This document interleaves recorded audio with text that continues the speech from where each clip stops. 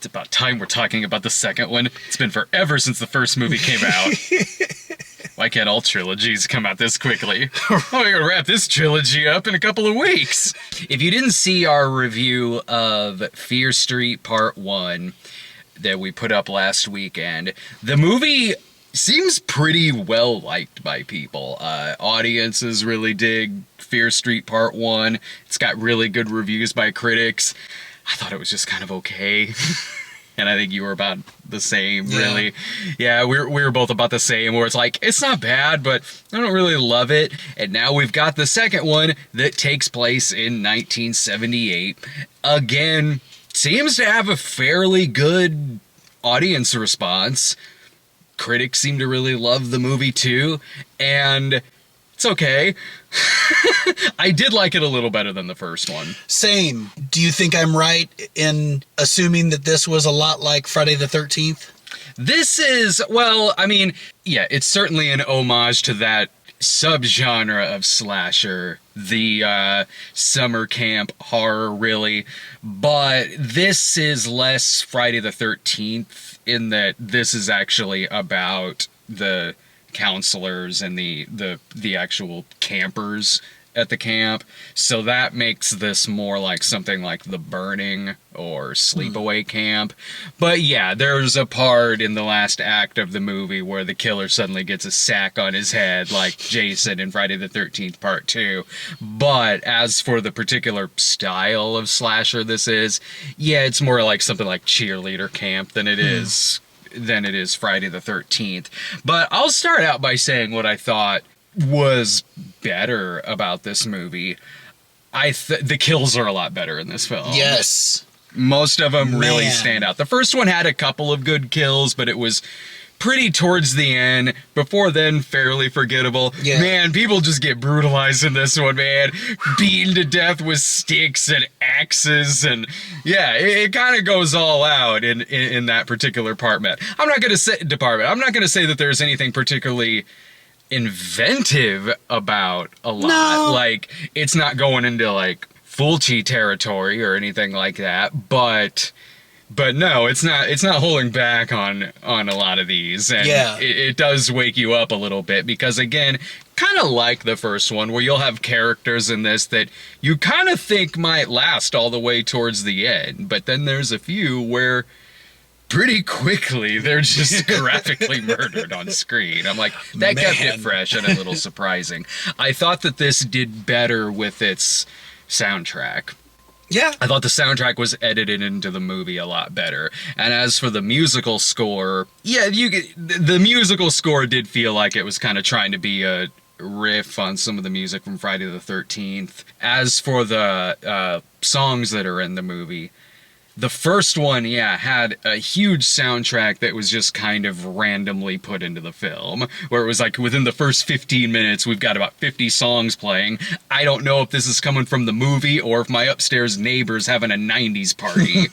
This, when it's playing like Carry On My Wayward Son or Don't Leave Me This Way or Brother Loves Traveling Salvation Show, it looks like there was thought put into the editing and placement of those songs, and it did elevate those scenes and were edited fairly well in the movie. There are a lot of songs on this soundtrack. It's just a bit more, I don't know about restrained, but it just seems like there's more thought and pacing put into the placement of it in this one. And I liked the characters more in this one. I don't know if there was any that I was necessarily in love with, really, and even the first half of it, or third, I really wasn't warming up to a lot of them. It was running into the same problems I had with the first one, where in this you've got that girl who's being bullied by sadistic 80s movie bullies. With every movie that comes out that has bullies in it, they just get more and more sadistic every movie that comes out. In this, they're stringing up a girl by the tree and are acting like they're gonna light her on fire and just start burning her skin. I'm like, dude, the bullies from Sleepaway Camp would step in and go like, whoa, this is kind of fucked up. Yo, Angela, I'm sorry for going that far.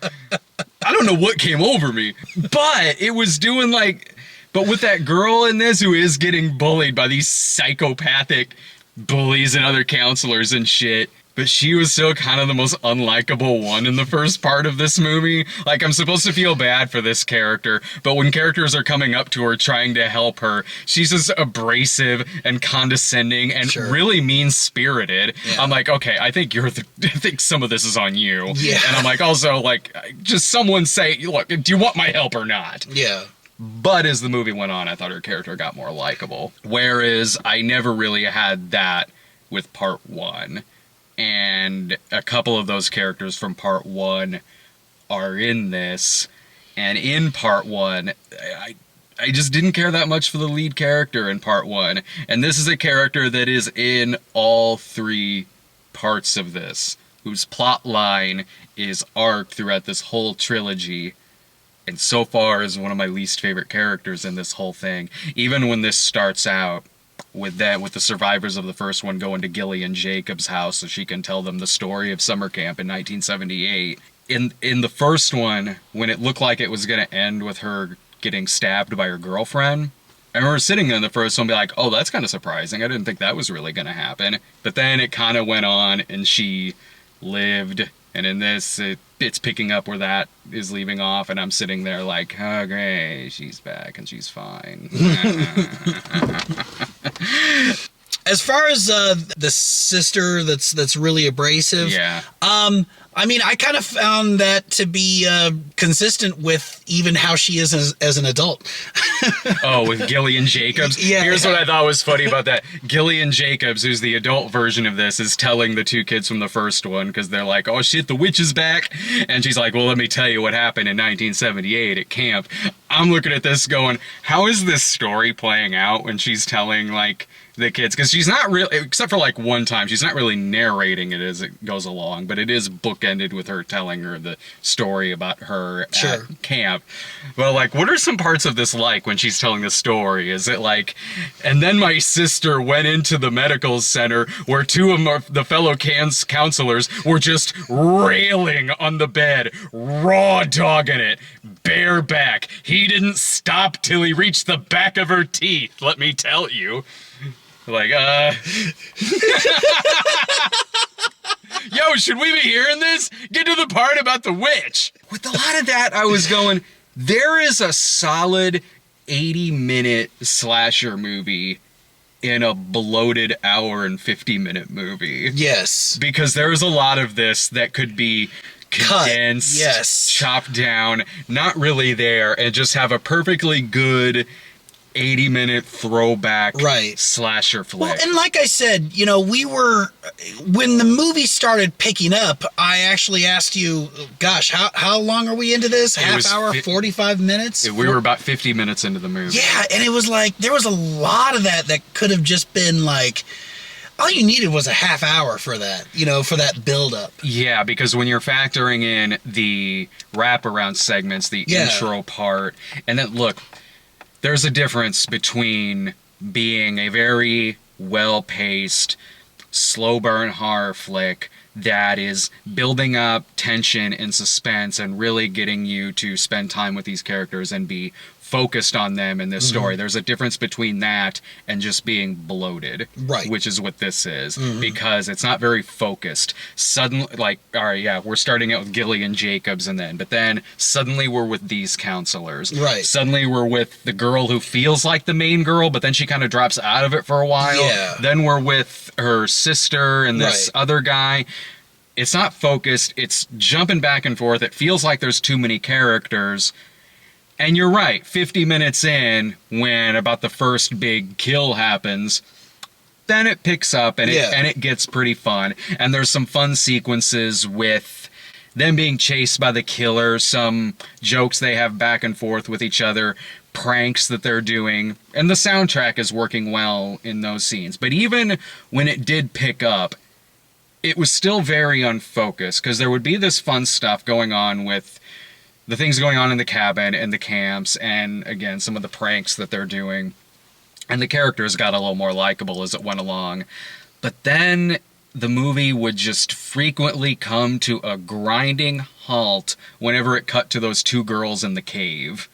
Oh, yeah. I don't know about how you felt about that, but for me, it was like, you're kind of going on this good ride of a slasher movie, and then we're back with these two girls in the cave. Well... And where there's all this, where it's usually just kind of an exposition dump, or they're doing something stupid.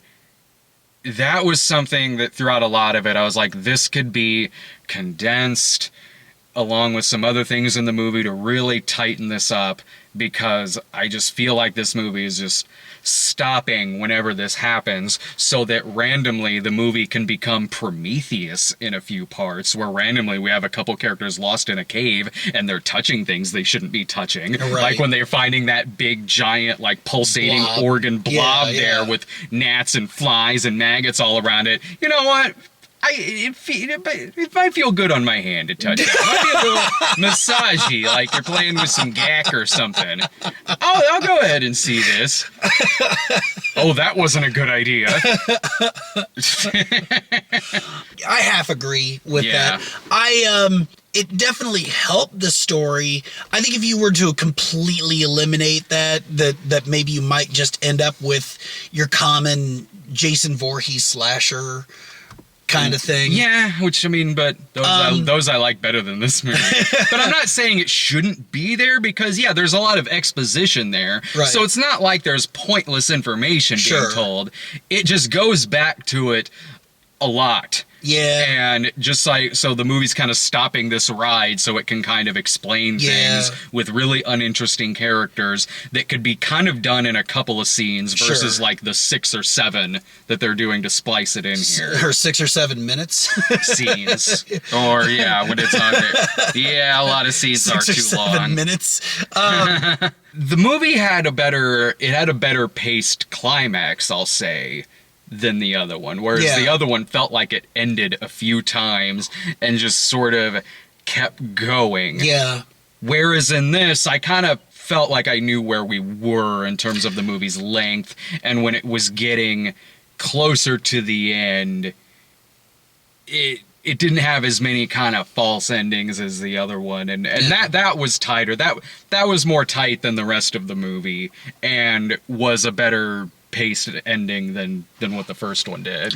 Well, and to the first one's defense, we're still following those two characters even now.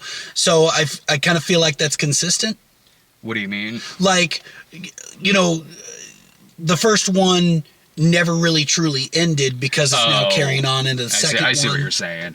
Yeah, that's true. The story of this one is easier to have kind of a natural 3-act structure to it. Yeah. But were you thinking like me when it was showing preview for the third part that has our main character going back to the 1600s, and I'm just thinking about the end of Back to the Future Part 2, where it's showing the clip from Back to the Future Part 3. It's showing that trailer. I'm like, somebody needs to add in the soundtrack. Like, I know one's 1885 and one's the 1600s, but it's still a trilogy with a third part is going back some centuries. And so I'm like, the Doc's alive! He's in the Old West, but he's alive! There's only one man that can help me. Hey, McFly!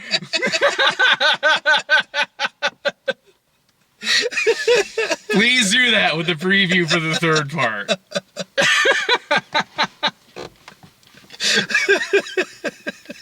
So, what grade do you give this one? What did you give the first one? A C, C plus? I gave it a C plus. I think I did. Yeah, I think we both agreed on that. Did one, we? Didn't we? Yeah. Yeah, C plus. I'm honestly kind of with you. I'm like, well, I did like it a little better than the first one, and I gave the first one a C plus. But I don't know if I liked it enough better to even say it's a B minus. Yeah. But you know what? It did improve on some things that I didn't like about the first one. It still has a lot of problems, but I was more invested in the things I liked about this one than I was the first one. So I'll bump it up to a B- for this one, but it's a low B- because this could be a lot tighter. I guess I figure C+ because, yeah, you're right. I mean, there were some things that it improved upon, but then there was some other things that it didn't do quite well that maybe the first movie did do well. And so just for this mixed bag. Yeah, just for different reasons. It's a C+ for just different reasons. I was also overall more entertained by this one. Yeah. I felt the length a bit more in the first one. Yeah. Whereas this, not that this movie feels short, but the first one felt longer. Well, in this one, you know, like we already said, it just took a long time to get started, and it's just like, yeah, come on, yeah, get on with it. Mm-hmm. Well, we'll be back with the third part, which is 1666. I've got Exotica Expo next weekend. I've got that from Friday to Sunday. I've tried getting a screener for this, and then with the second part, when I did get a screener, you could only watch it when we were at Black Widow, so we weren't able to watch it. But maybe I could get a screener early enough to see it before it comes out. But if not, we'd have to wait till I get back from Exotica Expo, which at the earliest would be that Monday. So at some point, we'll review the third part. Until then, see you later.